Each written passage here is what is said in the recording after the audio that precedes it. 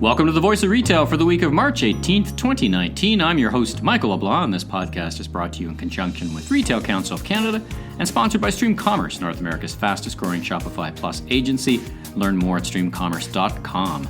In this episode, part 2 of my interview with Blue Mountain Village Association President Andrew Siegwart, chatting about Chinese tourism and the best ways for retailers to maximize the visitor opportunity.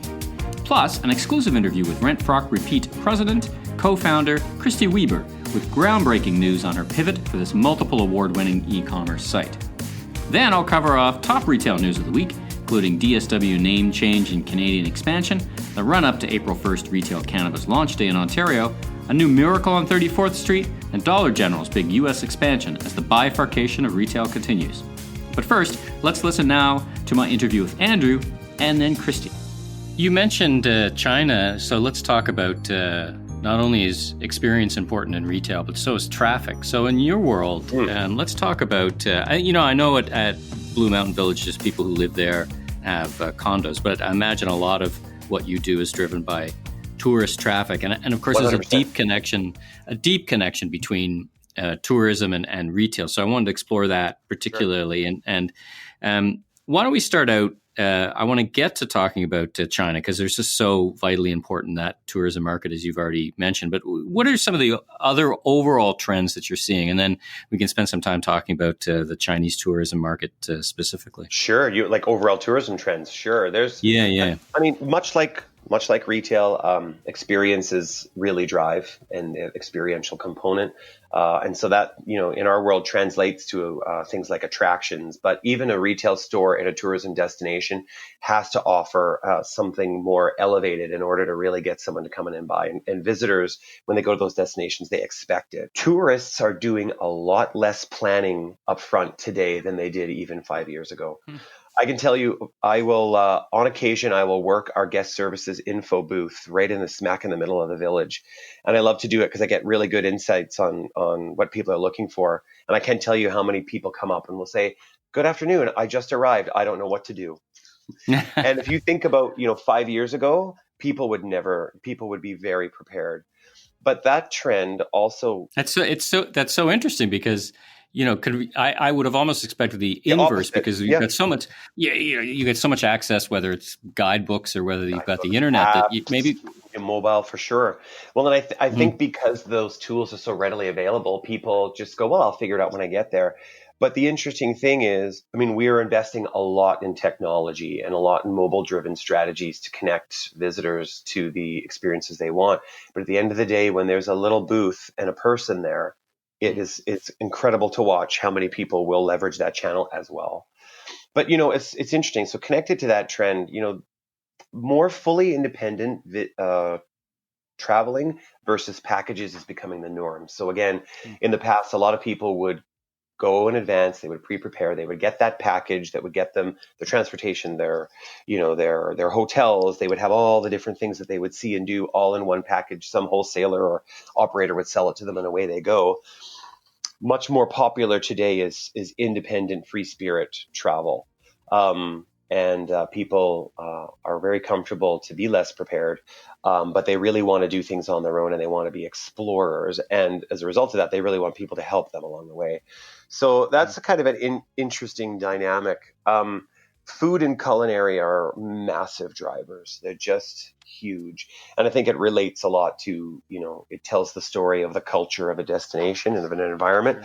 But, as I was exploring some of this through my work here, it came naturally to me because I thought of all of the shopping centers that have made so many investments in food, and clearly those are paying off. The other thing is, and you're seeing that go only one direction with both primarily Oxford, starting bespoke food courts, right? That are food experiences. One's up in Upper Canada in Ontario. One is opening up in Square One, and of course you've got Italy as a standalone opening up later in the fall in Toronto. So you really see that capturing both of. It's not just your ordinary 20-year ago food court. It's just not going to cut it. It's that has a purpose, but these bespoke things have really taken a big place, certainly in the shopping malls. Oh, they are a wow factor. And when you look at things like customer reviews and social media, food is highly photographed. It's highly experiential. It's often shared with the people that you're with. So it's very tied to memories. And so, food has to be, it has to be dealt with such purpose. And I'm seeing a lot of that happen. And, quite frankly, especially when you're out, as a tourist and you're visiting a destination, you always have to eat. You Right. can opt, you maybe opt out of a purchase, but food is going to always be the priority. So it also makes it challenging for associated retailers and service providers because they're competing with that bias toward food, family time, and experience. So the beauty on that is what you're seeing are these retail concepts that are really fun and engaging and leveraging some of that food as well. Kind of like I think of the Eataly. I've seen small businesses take elements of that concept, and people love it. You mentioned China, so let's spend some time on China. It's such a big role, and I imagine it's interesting days, of course, in the Canada Chinese political relationship, and it feels like I was looking at some statistics from December where I think there was a record number of visas, and it was a big year in 2018. But it just hearkening back to what you said, this planning years ahead, it feels like we're going to feel the impact of this political turmoil or whatever we want to call it in the years to come, not in the months to come. What's your thoughts around the short, long term, and the importance of the Chinese tourism to your area and to retail in general? So let's start with the Chinese market in general. I mean, it's massive. The Chinese government just in the last few years opened up its visas, and Canada became a preferred nation. So that really opened the market to the Chinese traveler for Canada. And so one of the things that we have... And what is that, Andrew? What does that mean when you're a preferred nation? It means... It means that the Chinese government will allow you to travel there easier. There's less barriers and less hassles. So when you want to go away on vacation, you can follow those paths of least resistance. I mean, there's more technical details behind it, but the market is strong. We have a very large Chinese Canadian community, especially in the major markets around the GTA, Vancouver, other places. And so with that opening and the sort of visiting friends and relatives dynamic, of where you've got people coming from overseas, they're visiting their friends and relatives who have a close proximity to a destination like ours.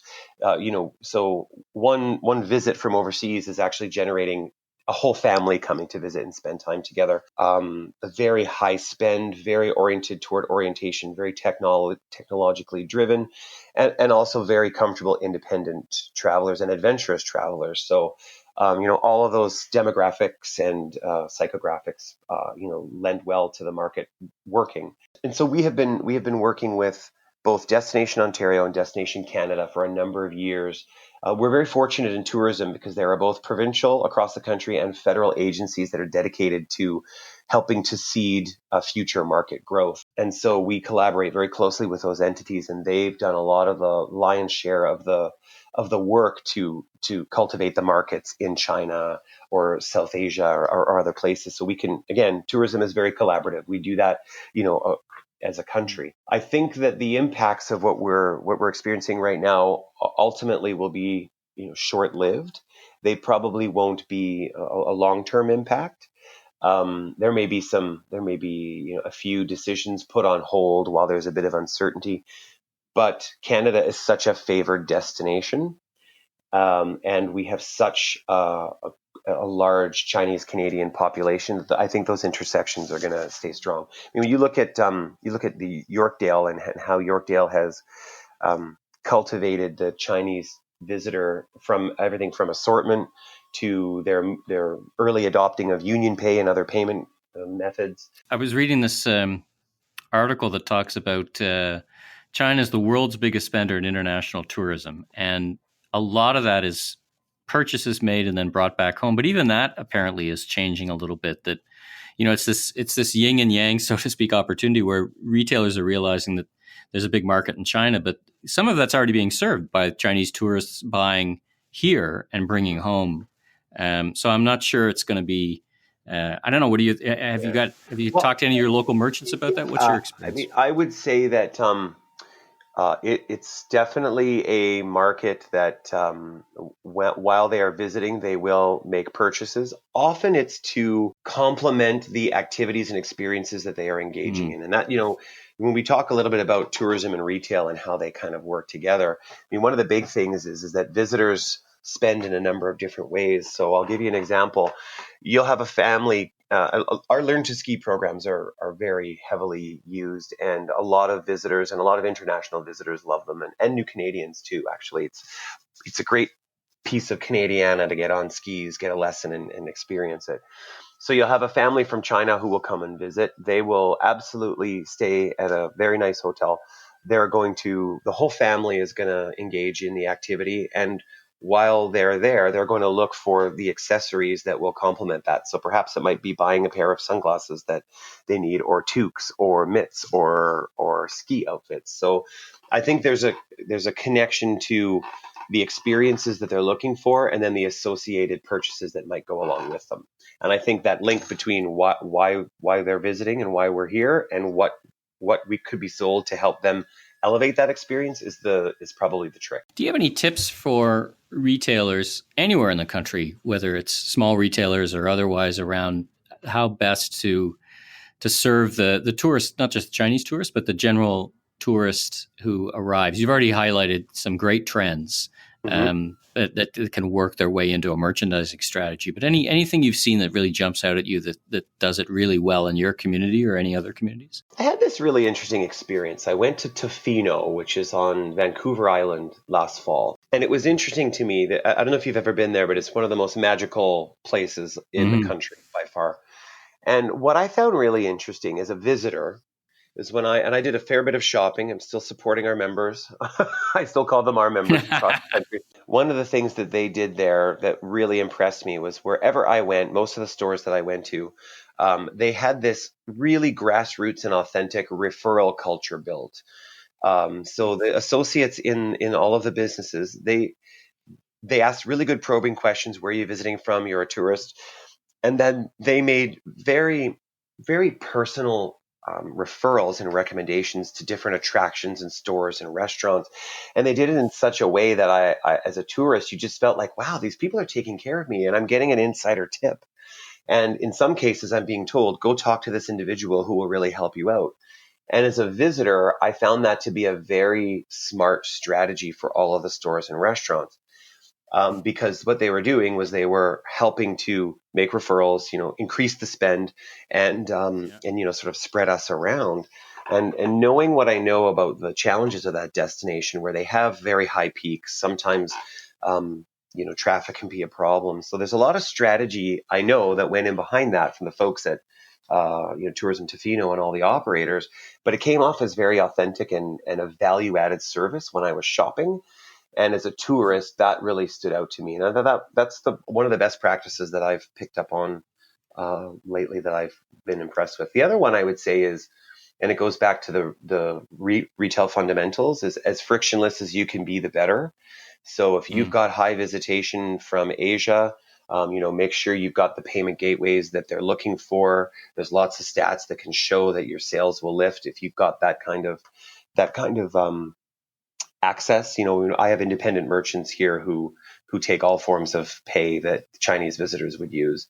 And that makes a huge difference as an example. So just being attuned. And I would also say probably a tourism entity somewhere near where your shopping mall is or where your store is, they'll be a wealth of information to tell you who's coming, when are they coming, what demographics.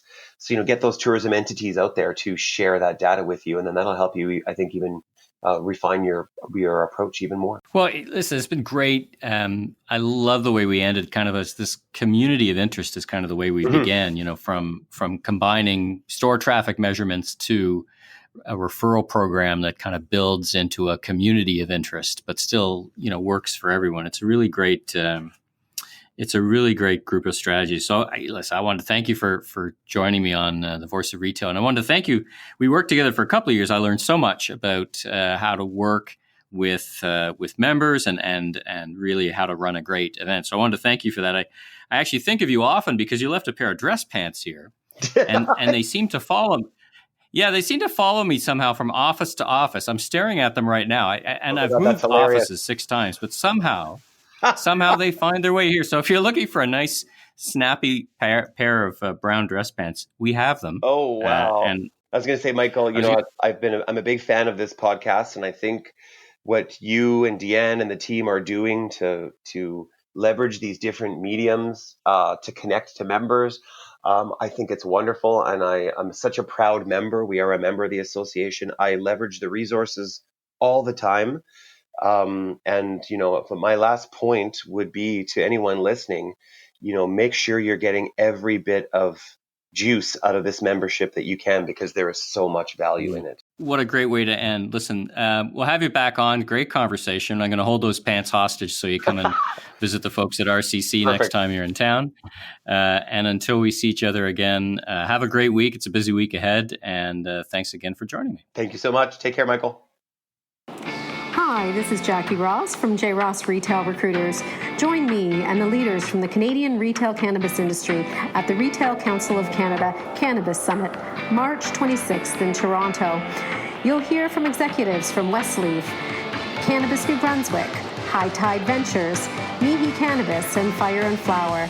Plus, I'll be moderating a panel on hiring for the retail cannabis industry featuring Chiaro, Alcanna, National Access Cannabis, and the Friendly Stranger Corporation. That's RCC Cannabis Forum, March 26th. Learn more and register at retailcouncil.org. Kristy, welcome to Voice of Retail podcast. Thanks so much for joining us. I'm happy to be here. Thanks for having me. You and I have known each other for many years, but tell listeners a little bit about both yourself and the Rent Frock Repeat business.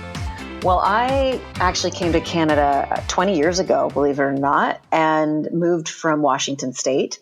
And I came from a background of retail sales and marketing, and got to Canada and decided I needed to take a break from retail, and got into some executive recruiting, and then became the VP of marketing for an agency, and just kind of moved around a little bit here and there. And then I met my business partner, my to-be future business partner on the job, working for in admissions at a art institute. And that then literally a couple of years later, we launched Rent Frock Repeat. Award-winning site. You won the Canada Post eCommerce Award, I think, last year. Twice. Twice. We've won twice. Yes. Two-time winner. I think you were onto that trend before most. Tell us a little bit about core concept behind that business. Sure. So when Lisa and I met, we always knew we wanted to do something together, but we were never really sure what it was. And we were invited to a wedding, and we were both complaining that we didn't want to spend hundreds of dollars on a dress that was going to sit in an already overstuffed closet only to be worn once. And Lisa had read about a company in the States that rented dresses, and we thought, well, that's just brilliant. So we went online, we did the whole process, and when we got to check out, we realized they didn't ship to Canada. And it was literally a light bulb moment for us, and we thought, well, this is it. This is what we can bring to Canada. And a year later, we were up and running. But what's interesting is, when we first launched, the whole sharing economy, collaborative consumption was still really, really early to the scene. So it wasn't a big part of our play. We just knew that as we were kind of moving through the process, that women really loved what we were doing. And it wasn't until we started to meet people face to face, when we finally opened a showroom, that we were seeing it wasn't just about, oh my gosh, I get this great designer dress. There was something very freeing about not having to keep it in their closet. And that really sparked that, hey, we really are part of this sharing economy. You mentioned a couple of things that are interesting and ahead of time from a trend perspective. First of all, that you opened showrooms. You were .com opening showrooms. I was reading some statistics in the US, and this applies to Canada. Something like 70% of what used to be pure plays now have physical stores. Over 850 physical stores. So you were out there way in front, kind of realizing that there was still a need and a value for physical stores. You had one in Ottawa, right? One in Toronto, and I think you had two in Toronto, perhaps. Well, right? You're right. So we 3 months into launch, we were literally working out of Lisa's basement, strictly online, but we kept getting asked, can I try the dress on? Can I try the dress on? Right. So we opened a real small showroom in Toronto, and then we moved into bigger space. Then we launched Ottawa, and then we actually just moved our big space to downtown in the Path. So we wanted, because we were kind of out in the West End and really wanted to see what would happen if we were downtown. So what we learned from that was, especially because they're special event dresses, that women just they were nervous about taking that chance so close to the event. So they really wanted to come touch and feel and try things on. And then once they did that and they built their whole wish list, they really didn't need to come back to see us for maybe another 6 months to a year. I remember the conversation that there were really, you get two types of customers, those who frequently went to big events and just didn't want to buy 5 or 6 or 7 dresses, but didn't want to show up in the same dress 5 or 6 different times. Yeah. And then people who just don't go to a lot of events, so didn't really feel like an investment in a high end dress was worthwhile because they were only going to 1 or 2. So interesting absolutely. how that segmented down. Now, you were talking about a pivot in your business, Yes. and I was on your website. It's very exciting. Tell us all about the pivot and how you came to think about your business in what's happening in retail today. Well, what was really interesting over the last few years, we've been in business for 8 years, and which amazes me. It feels sometimes like it was yesterday, and then sometimes it feels like it's been 100 years. So no kidding. Yeah, but we kept getting women saying, "Do you rent blazers? Do you rent pants? Do you rent a suit? Do you rent maternity wear?"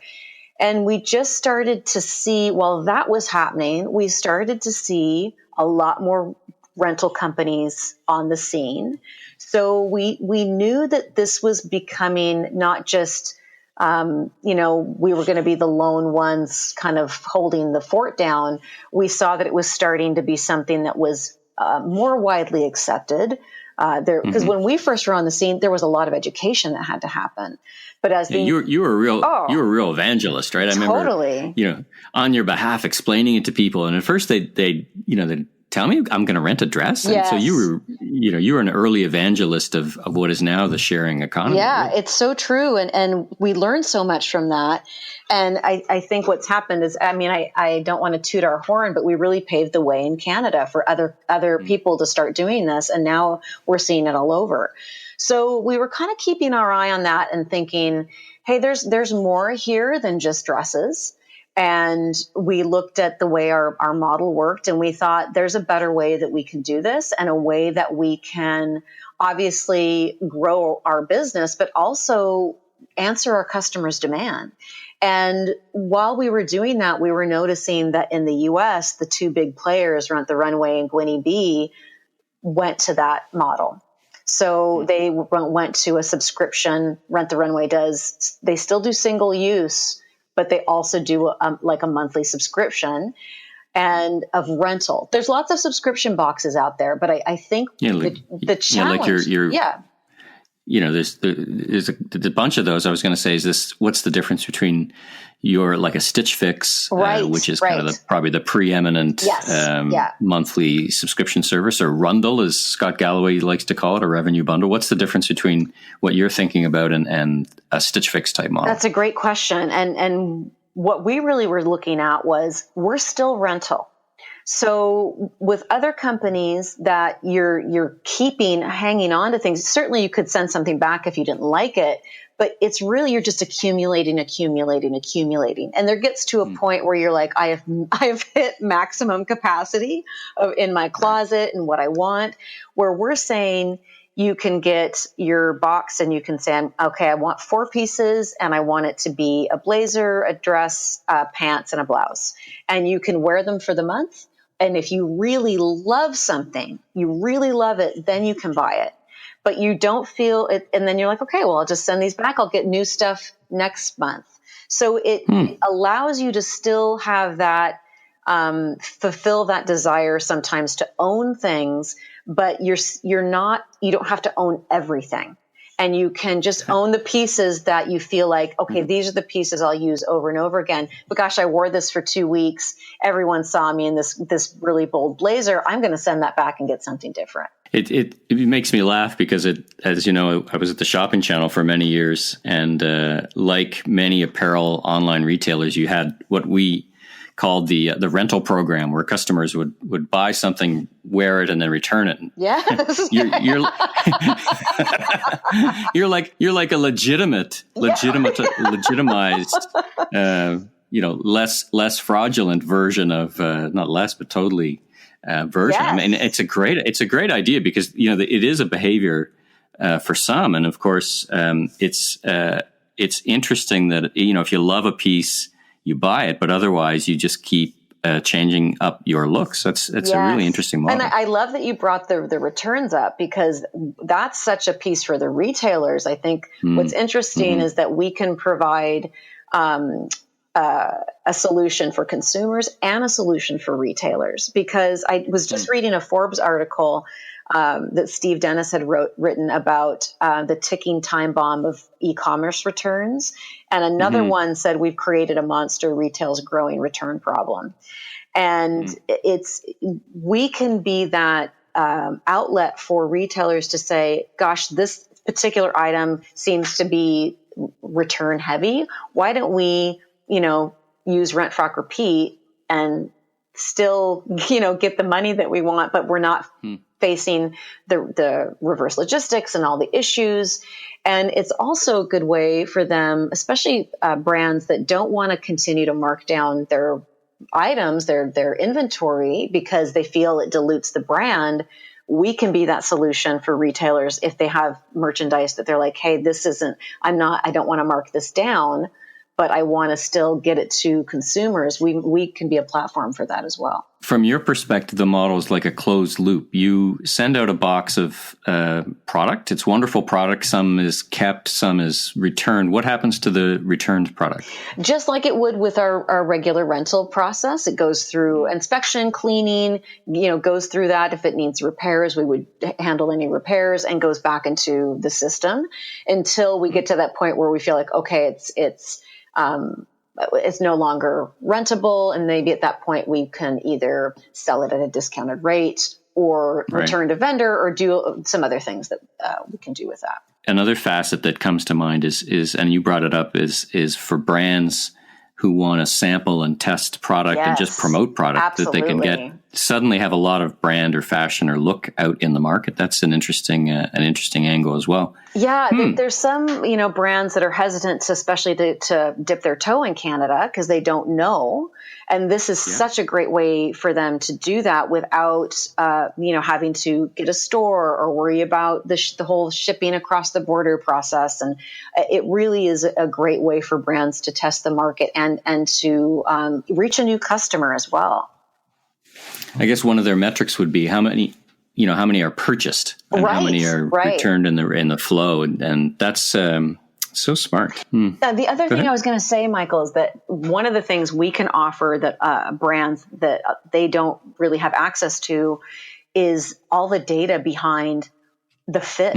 So in that process, when someone sends their box back, they would actually say, hey, this fit great, or this didn't fit so well. It was too tight in the arms, or it was too tight in the waist. And we can take all of that information and share that with the brands that they would never get that information from, especially if it was purchased in a retail store and then returned.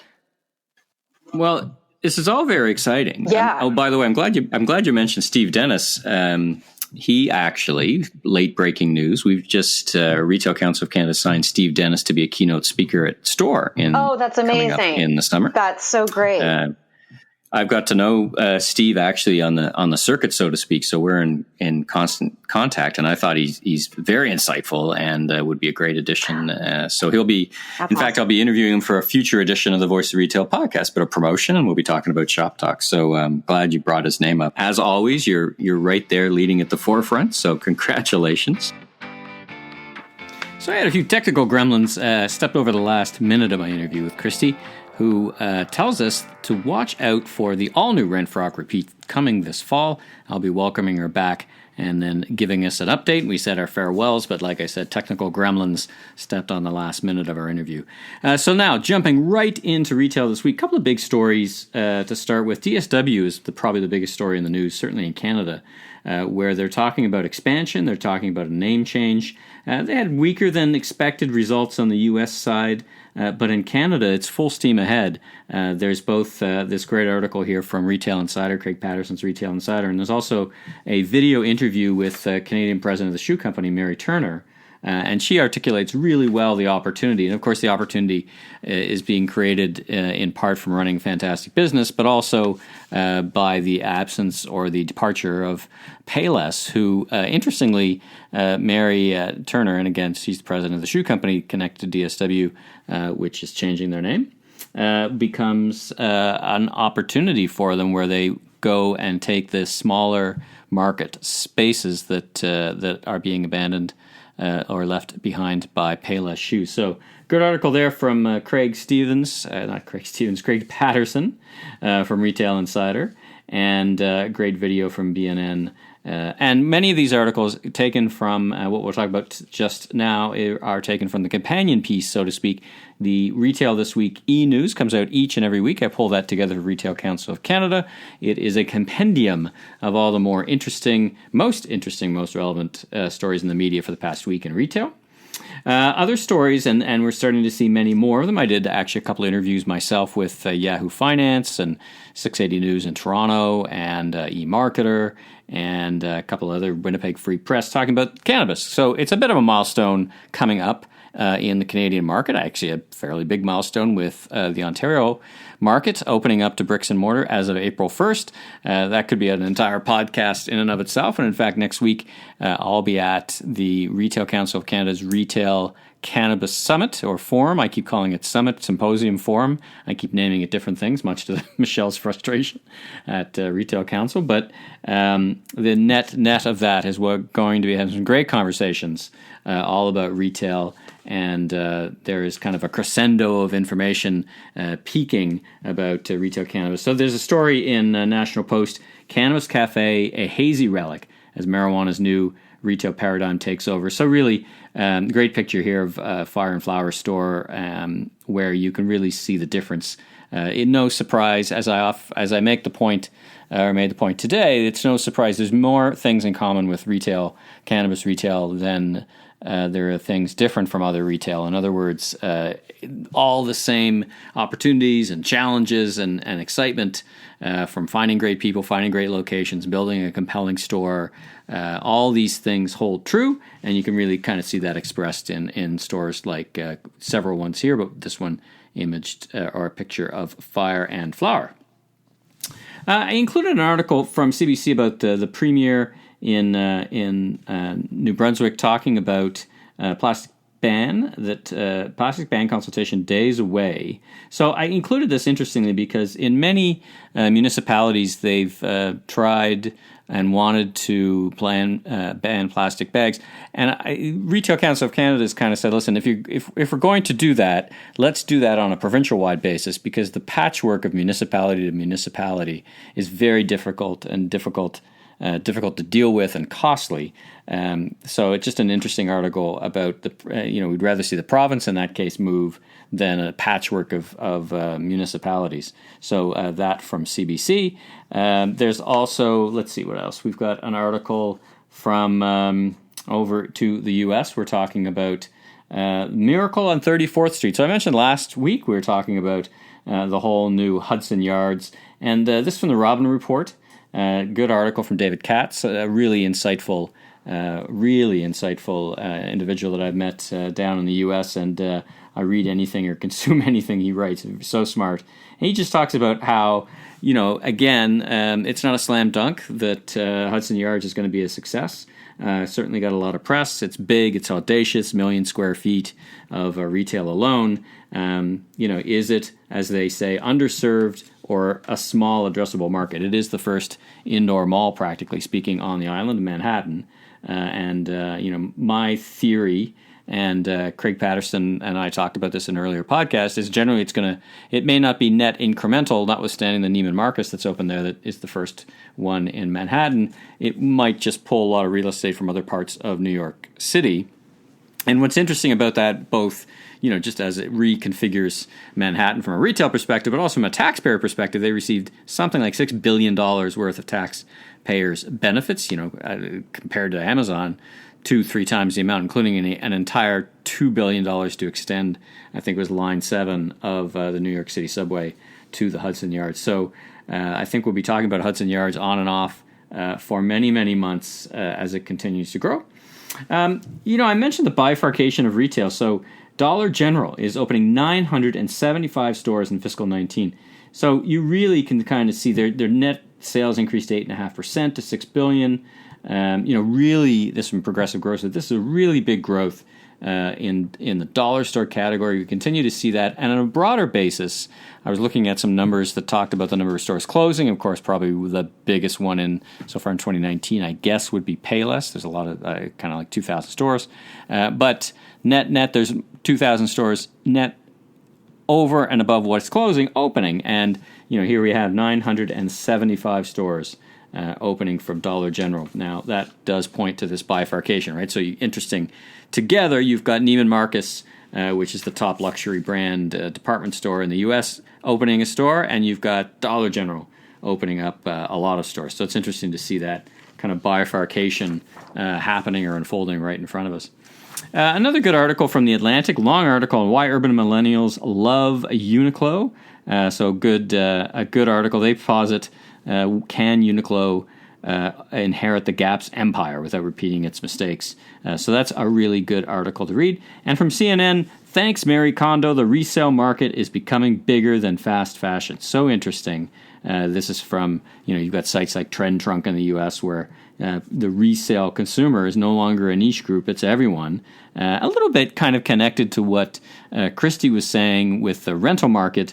And in this case, people are kind of clearing out their closets and people are buying. And what is it? The CEO of ThredUp in the States said the last few years of growth in resale have been driven by early adopters, but now skeptics are coming around in droves. So this Marie Kondo from Netflix could be a cultural phenomenon, but I think she is more likely a reflection than a creator. So let's keep a close eye on that.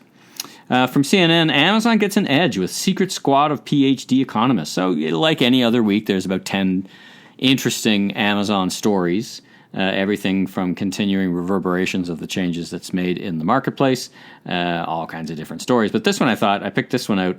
They have 150 PhD economists who are running all kinds of models. Talk about art and science, man. They make it the largest employer in the field behind institutions like the Federal Reserve. I mean, it reminds me of thinking about weather forecasting. Walmart has, meteorologists because it just is so important to predict weather patterns and what products are going to be demanded. So Amazon has 150 PhD economists. It's so fascinating. Another fascinating thing, and I think I've mentioned this before, that it was underway. This from New York Times. Philadelphia bans cashless stores amid growing backlash. So we've talked in a couple of episodes about the growth of cashless in retail, and the extreme expression of that is over in Sweden, where they tried to move cashless forward, and actually it got a bit ahead of them. Where such a small percent now is done by cash. In fact, 4,000 and 4,500 Swedes of having chips embedded in their hands. That may be a little too far for most, but there are really some societal impacts to that because it's a growing backlash because, really not everyone is and can have these kind of current credit accounts. And it really is a good issue to discuss. And Philadelphia here taking the lead and saying we do not want cashless stores to happen. And I guess from that perspective, you probably won't see an Amazon Go store there, for example. Which is a totally cashless store. So interesting and something to keep our eye on kind of as it fits in what people want and how they want to transact with retail. And a news for retail entrepreneurs.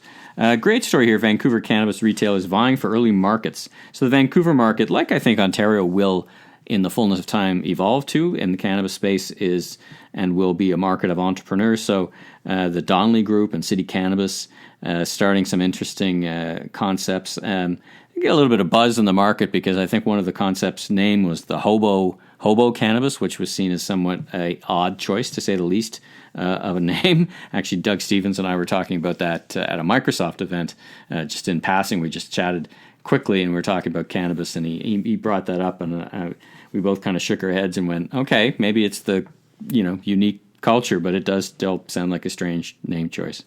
But anyway, we wish him, of course, luck. This is from the Vancouver Courier.